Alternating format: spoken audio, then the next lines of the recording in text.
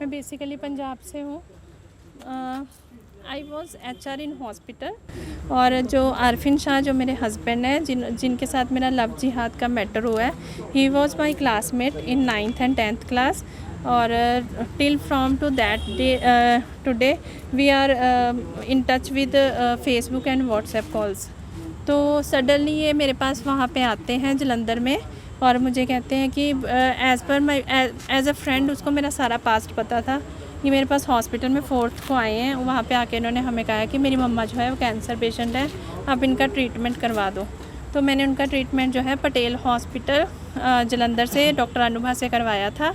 After that because मैं एक window divorcee थी, मेरा पास्ट इनको सारा पता था। इन्होंने मुझे बोला कि हम लोग आपको एज एन सोशल सिक्योरिटी आप मेरे बेटे से शादी कर लो जो ऑलरेडी मैरिड है, बट उसकी वाइफ जो है वो फिज़िकली हैंडीकैप है और इसके 2 बच्चे हैं। उसके बाद इन्होंने मेरी शादी करवा दी कलेश शरीफ में जाके, सहारनपुर यूपी में। शादी के शॉकिंग मेरे लिए तब था जब इन्होंने मुझे ये बोला कि हम कंजर्वेटिव हैं, हम आपका रिलीजन परिवर्तन नहीं करवाएंगे, हम लिबरल सोच के हैं, आप अपनी जोत जलाओ, हम अपनी नमाज़ पढ़ेंगे, हमें कोई प्रॉब्लम नहीं, हम कभी फोर्सफुली नहीं करेंगे।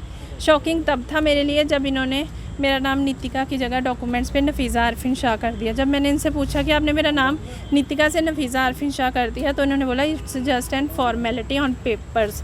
तो मैंने भी ज़्यादा बॉदर नहीं किया। उसके बाद इन्होंने मेरी शादी मनसा देवी में, एज हरिद्वार मनसा देवी में हिंदू रिलीजन एक्ट के हिसाब से करवा दी। उसके बाद मैं जलंधर चली गई, ये लोग उधमपुर आ गए। आफ्टर 2-3 डेज़ इन्होंने मुझे वहाँ बुलाया। 2 days was normal.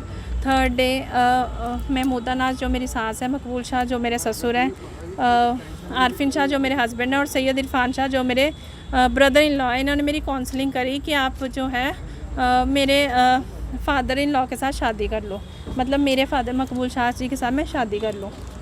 Because my mother in law was unable to make physical relation from 2007 to till with his husband. तो जब मैंने उनको अपोज़ करने की कोशिश की तो उन्होंने मेरे आगे कंसेंट रखा कि हम प्रॉपर्टी जो है वो आपके नाम पे कर देते हैं। जब मैंने उसे भी अपोज़ किया तो मेरे फादर इन लॉ ने मकबूल शाह जी ने ये बोला मेरे पति को कि 20,000 दे के तू रख ले या 20,000 पर मंथ पे मैं रख लेता हूँ इसको। उसके बाद हम लोग यहाँ पे शिफ्ट हो गए कुंजवानी में। उस शिफ्ट होने के बाद जो मेरे हस्बैंड थे वो मुझे फ़ोर्स करना शुरू हो गए कि तू मेरे पापा के साथ मैरिज कर ले, कि उनकी डेथ के बाद जो प्रॉपर्टी है वो हमारे नाम पे हो जाएगी और किसी को पता भी नहीं चलेगा। Basically they want to involve me in prostitution, जिसकी मैं अपोजिशन करती रही। उसके बाद 14 तारीख को ये सडनली गायब हो जाता है। 14 मार्च 2021 को मैंने पुलिस कंप्लेंट भी करी, लेकिन पुलिस प्रशासन की तरफ से मुझे कोई हेल्प नहीं मिल रही, वो लोग मेरी बात नहीं सुन रहे। आज मैं मीडिया के थ्रू अपनी बात पहुँचाना चाहती हूँ कि आरफिन शाह को पनिश किया जाए और जो भी लड़कियों के साथ ऐसा हो रहा है वो भी खुल के सामने आए, सो दैट कि हमारी हिंदू या सिख कम्युनिटी की लड़कियां जो हैं वो ऐसे ख़राब ना हो, लव जिहाद में ना फंसे। आप यहाँ वुमेन सेल में गए? मैं गई थी, मेरा केस परवीना IO के पास है। परवीना मैम है मुस्लिम कम्युनिटी से, बट किसी ने मेरी हेल्प नहीं की। अभी आप कोई धमकी की बात कर रहे हैं, क्यों धमकी दी? हाँ, इनकी गन फैक्ट्री है, इन्होंने मुझे ये बोला है कि हम गोली मरवा देंगे, यहाँ से चले जाए। या फिर एक तारिक शाह की जियो और जीने दो NGO है उधमपुर में, इन्होंने बोला कि आपकी न्यूड वीडियोस और फोटोग्राफ्स हैं, हम वायरल करवा देंगे, आप यहाँ से चले जाओ। आप सीधा सीधा सरकार को क्या करना चाहेंगे कि किस तरीके से इनकी तरफ एक्शन होना चाहिए? मैं ये कहना चाहती हूँ कि इसको कड़ी से कड़ी सज़ा दी जाए। मैं अमित शाह जी से ये कहना चाहती हूँ, अगर आपने मुस्लिम कम्युनिटी के लिए इतना सोचा है कि 3 बार बोलने से उनका तलाक बंद कर दिया है, तो आप हिंदू लड़कियों के बारे में भी कुछ सोचिए, क्योंकि ये लोग उस लड़की को टारगेट बनाते हैं पहले सारा एनालाइज करके कि जिसकी बैक सपोर्ट कोई ना हो, जिसकी सुनवाई कोई ना हो।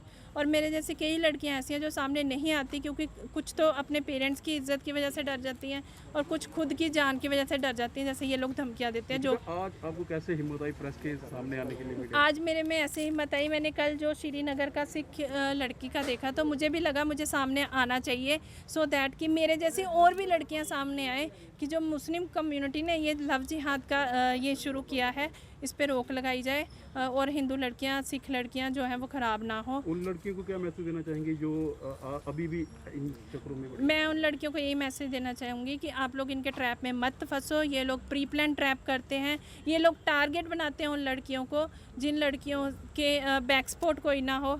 ये लोग उनको इमोशनली फिज़िकली टॉर्चर करते हैं। इनका एक्चुअली कुछ शब्दों में बोलूँ तो इनका मोटिव होता है कि अगर एक लड़की हमारे घर आई है और हमारे घर में 4 मेल पर्सन्स हैं, चारों उसके साथ फिजिकल होकर हैं, जो इनका मेन। भारत के होम मिनिस्टर को क्या बोलना चाहेंगे, यहाँ से आप क्या मैसेज बोलना? मैं होम मिनिस्टर सर को यही बोलना चाहूँगी कि प्लीज़ आप हिंदू लड़कियों के बारे में कुछ सोचें, कुछ ऐसा रूल बनाएं कि हमारी जो लड़कियाँ हैं, हमारी कम्युनिटी की लड़कियाँ, वो ख़राब ना हो।